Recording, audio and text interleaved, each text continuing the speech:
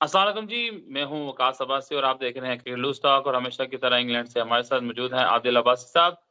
PSL का आज एक और मैच खेला गया, ये 20th मैच था जो कि खेला गया लाहौर में। खेला गया ये टॉप 2 टीम्स जो इस टाइम पीएसएल 8 की हैं, लाहौर कलंदर और मुल्तान सुल्तान के दरमियान। इस मैच के अहवाल के बारे में बात करेंगे सरदार आदिल अब्बासी साहब के साथ। उसके अलावा हम कल कराची के बारे में बात कर रहे थे कि कराची इतनी अच्छी टीम होने के बावजूद क्यों हार रही है, तो हमारे एक भाई हैं उन्होंने एक मैसेज भेजा, वो प्ले करेंगे, उसके बारे में भी आदिल भाई से राय लेंगे। चलते हैं आदिल भाई के पास। अस्सलाम वालेकुम आदिल भाई। वालेकुम अस्सलाम वरहमतुल्लाह। आदिल भाई पहले तो आज बहुत ही ज़बरदस्त मैच हुआ। 2 जो जायंट्स हैं पीएसएल 8 के, उनका मैच था, लाहौर में खेला गया, लाहौर का फुल क्राउड था। थोड़ा मैच समरी बता दूँ मैं कि लाहौर कलंदर ने पहले टॉस टॉस जीत के पहले बैटिंग का फैसला किया, जो हम कह रहे थे मुसलसल। लेकिन आई थिंक 17-18 मैचों के बाद टीम्स को एहसास हुआ कि भई टॉस जीत के पहले बैटिंग करनी चाहिए। एनीवे अच्छा दुरुस्त फैसला साबित हुआ। 180 स्कोर बनाया उन्होंने 9 विकेटों के नुकसान पे। विकेट को देखते हुए ये स्कोर बड़ा कॉम्पिटिटिव नज़र आ रहा था और उसके चेज़ करते हुए जो मुल्तान सुल्तान है वो सिर्फ 159 स्कोर बना सकी और ये मैच 21 रन से जीत लिया। इंडिविजुअल परफॉर्मेंस पे आएँगे तो अगर हम ओवरऑल बात कर लें, पहले हम बात करते हैं लाहौर कलंदर की। ऑब्वियसली वो मैच जीते हुए हैं। लाहौर कलंदर की तरफ से अब्दुल्ला शफीक जब से वो टीम में आए हैं वो स्कोर कर रहे हैं। उन्होंने आज 48 रन्स किए। सैम बिलिंग्स वो भी 54 रन्स किए। यही 2 नुमायाँ थे और बाकी थोड़े बहुत कंट्रीब्यूशन थे। बॉलिंग की अगर बात की जाए तो मुल्तान सुल्तान की तरफ से तो एहसान उल्लाह ने 2 आउट किए, अनवर अली ने 2 आउट किए और पोलार्ड ने 2 आउट किए और अब्बास हफीदी ने भी 2 आउट किए। लेकिन कोई भी उस तरह कंटेन नहीं कर सका इनको, तो अच्छा करने में साबित हुए। तो अब मुझे ये बताएं जी कि अगर और जब हम चेस की बात करते हैं तो कोई भी ऐसा बैट्समैन नहीं था जो लंबा स्कोर कर सके। आखिर में आके पोलार्ड ने थोड़ा सा रेजिस्टेंस दिखाई, लेकिन आई थिंक जो डुओ था, स्पिन डुओ रजा का और राशिद खान का, जिन्होंने 4 विकेटें ली आपस में, और फिर बाद में जो हारिस रऊफ ने जो आखिर में बॉलिंग की, बहुत जबरदस्त ये मैच जीत गई। तो आपको क्या लगता है आज के मैच में क्या डिफरेंस था दोनों टीमों के दरमियान में? क्या ऐसा किया लाहौर कलंदर ने जो मैच जीती और क्या गलतियां की मुल्तान सुल्तान ने कि उनको आज का मैच हारना पड़ा?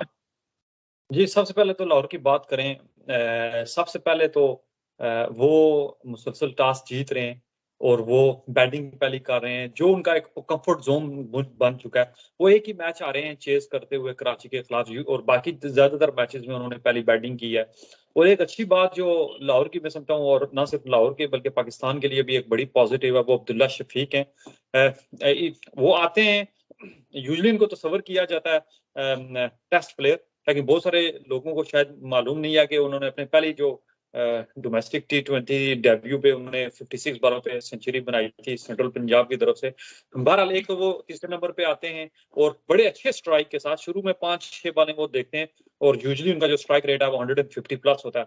दूसरा जो पॉजिटिव लाहौर के लिए है वो सैम बिल्डिंग्स हैं। जिस तरह हम पहले भी बात कर रहे थे कि मिडिल ऑर्डर में थोड़ा सा एक्सेलरेट करना मसला है, लेकिन अब्दुल्ला शफीक और सैम बिल्डिंग्स ये बड़े अच्छे स्ट्राइक रेट से इस टाइम खेल रहे हैं और अच्छी स्कोर भी कर रहे हैं। बहुत लंबा स्कोर तो अब्दुल्ला शफीक ने नहीं किया, 50 के करीब करीब स्कोर कर रहे हैं, लेकिन अच्छे स्ट्राइक रेट से कर रहे हैं और अच्छा बेस कर रहे हैं। लाहौर के लिए एक और अच्छी बात है कि आज अगेन सिर्फ एक प्लेयर पे वो बेस नहीं कर रहे, जिस तरह फखर जुमान है, एक उनके मेन प्लेयर हैं। आज भी वो जल्दी आउट हो गए, लेकिन उन्होंने एक अच्छा स्कोर किया।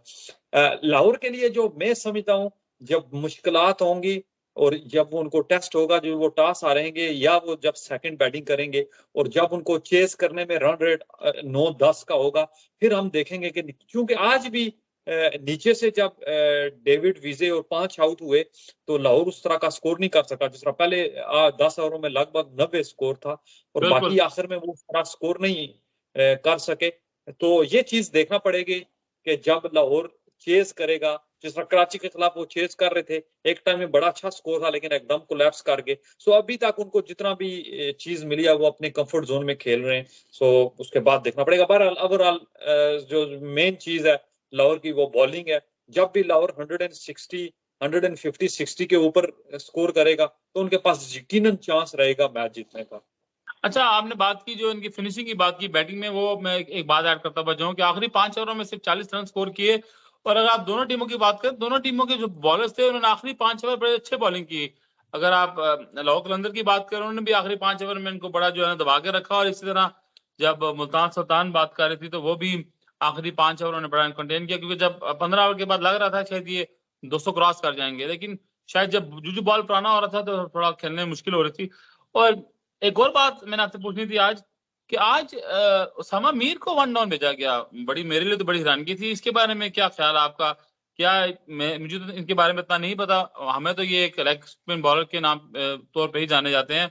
तो आपको क्या लगती है क्या वजह थी कि इनको प्रमोट किया गया? नेट में इनकी बैटिंग देख ली ऐसी? क्योंकि मैं इनका रिकॉर्ड देख रहा हूँ तो T20 में इनका 30 हाईएस्ट है, 42 इनका लिस्ट ए में हाईएस्ट है, 77 इनका हाईएस्ट है फर्स्ट क्लास में। तो लेकिन क्या वजह लगी आपको कि उनको 1 डाउन भेजा गया? इसकी तरफ आने से पहले चलें उनकी ओवरऑल परफॉर्मेंस की बात कर लें। लाहौर जो मुल्तान के मैचेस थे, पहले 5 मैचेस पहले 10 दिनों में थे, एक दिन मैच एक दिन छुट्टी, तो वो उन्होंने बड़े अच्छे खेले। लेकिन जैसे ही मुल्तान से बाहर आया, उन्होंने पहला मैच कराची में भी हारा, आज दूसरा मैच लाहौर से भी हार गए, और आज 6 दिन के बाद उनका मैच था उस कैजुअल की वजह से, और आज बड़े रस्टी नजर आए। आपने भी देखा होगा कि शुरू में पहले 3-4 ओवर्स में ही 7 एक्स्ट्रा दे चुके, फिर मिस फील्ड्स बहुत की, फिर कैच ड्रॉप किया अब्दुल्ला शफीक पोलार्ड ने, सो थोड़े से रस्टी नजर आए। और आपने देखा होगा कि जो पहली इनिंग्स है तकरीबन 2 घंटे में खत्म हुई, और वही एक्स्ट्रा मिस फील्ड इस वजह से, सो आई थिंक थोड़े से गैप ज्यादा होने की वजह से रस्टी नजर आए। एक बात ये, दूसरा ये बात के बॉलिंग जिस तरह लाहौर कलंदर की तो इंटरनेशनल अच्छे बॉलर है, इनके डोमेस्टिक के ज्यादा बॉलर हैं, इतना अभी तक इंटरनेशनल उनका एक्सपीरियंस नहीं आया, लेकिन बड़ी अच्छी बॉलिंग कर रहे हैं। आज एक दफा फिर एहसानुल्लाह ने बड़े इंप्रेस किया, बड़ी तेज बॉलिंग की, बड़े अच्छे आखिर में यॉर्कर्स मारे, 2 विकेट्स भी ली। इसी तरह अब्बास अफरीदी उनकी स्लो बॉल बड़ी अच्छी करते हैं, समीन गुल आज दोबारा आए, उन्होंने बड़ी अच्छी बॉलिंग की, थोड़े से वेवर्ड रहे उसामा मीर, लेकिन उनकी बॉल पे अब्दुल्ला शफीक का कैच भी ड्रॉप हुआ। सो थोड़ा सा, लेकिन ओवरऑल अगर आप टीम की बात करें तो बड़ी अच्छी टीम है।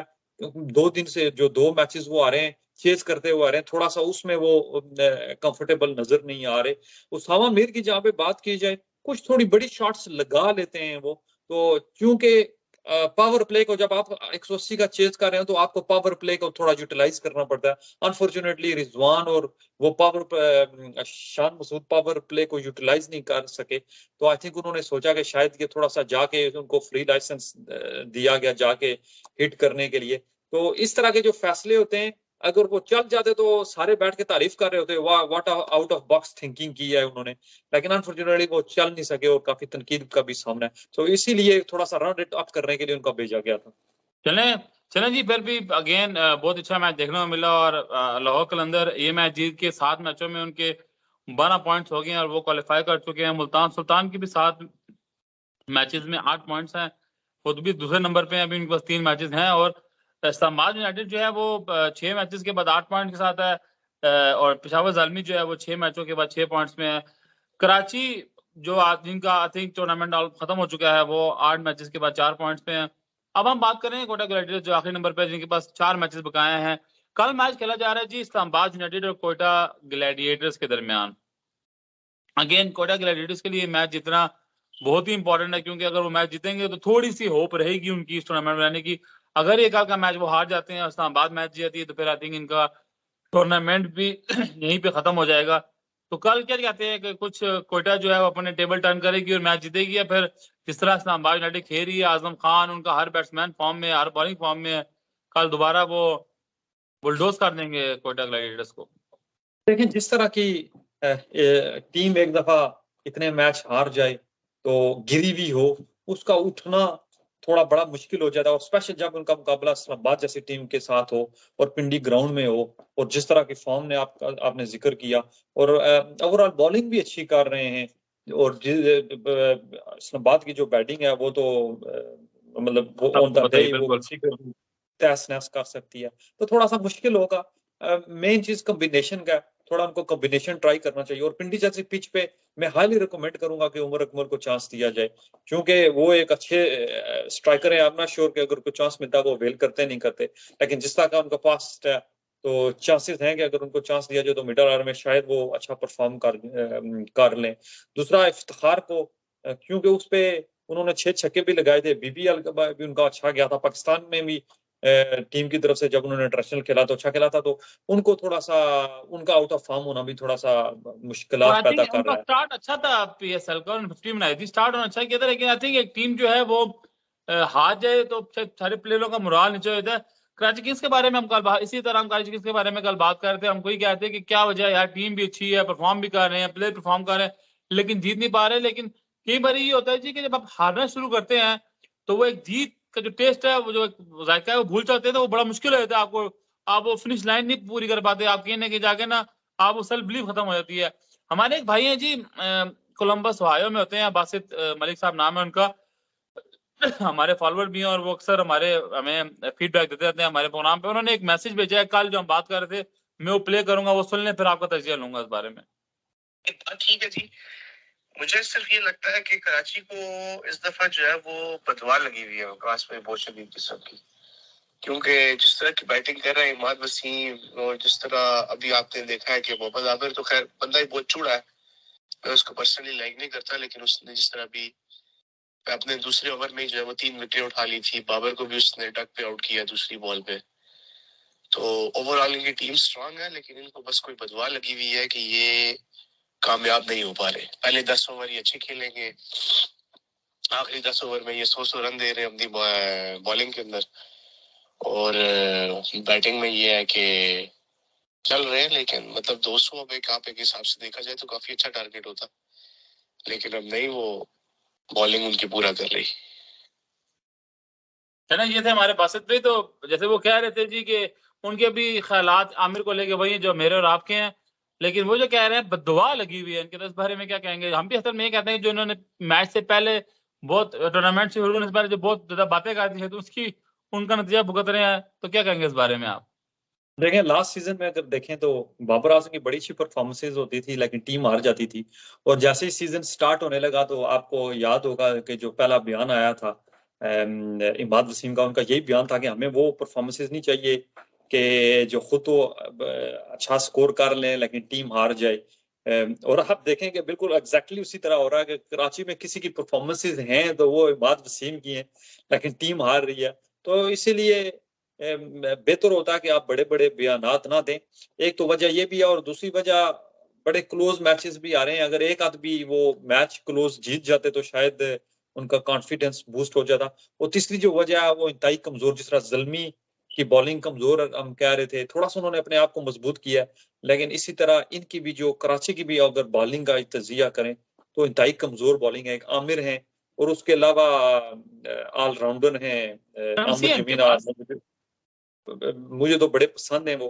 और एंड्रू टाई थे, उनका नाम है, ऑस्ट्रेलियन, वो भी कोई परफॉर्मेंस नहीं दे रहे। सो ओवरऑल बॉलिंग का बैटिंग का इतना इशू नहीं है, बॉलिंग का उनका बहुत ज्यादा इशू चल रहा है। मैंने तो आखिरी ओवर में उनको यार्कर मारते हुए उनके आमिर को छोड़ के किसी को नहीं देखा। लेकिन ये जो बासित भाई ने बात की जो बदवा लगी, तो वाकई कोई बाबर की बदवा लगी है इनको? अब ये हम क्या कह सकते हैं, लेकिन लाजमी अगर आप शुरू में बड़े बड़े बयानात दें तो फिर उल्टे पड़ भी जाते हैं किसी वक्त। तो बदवा का तो मैं कुछ नहीं कह सकता, लेकिन चले जी, बासित भाई का बहुत बहुत शुक्रिया जी, जो हमारा प्रोग्राम देखते हैं, उन्होंने फीडबैक दिया, तो हमने कहा जरूर शेयर करें। चले जी, कल एक और मैच खेला जाएगा इंशाल्लाह, उसके तजदीक के साथ दोबारा हाजिर होंगे आपकी खिदमत में। अपना रखिएगा, बहुत बहुत ख्याल। जिंदगी रही तो फिर होगी मुलाकात। अल्लाह हाफिज जी। अल्लाह हाफिज।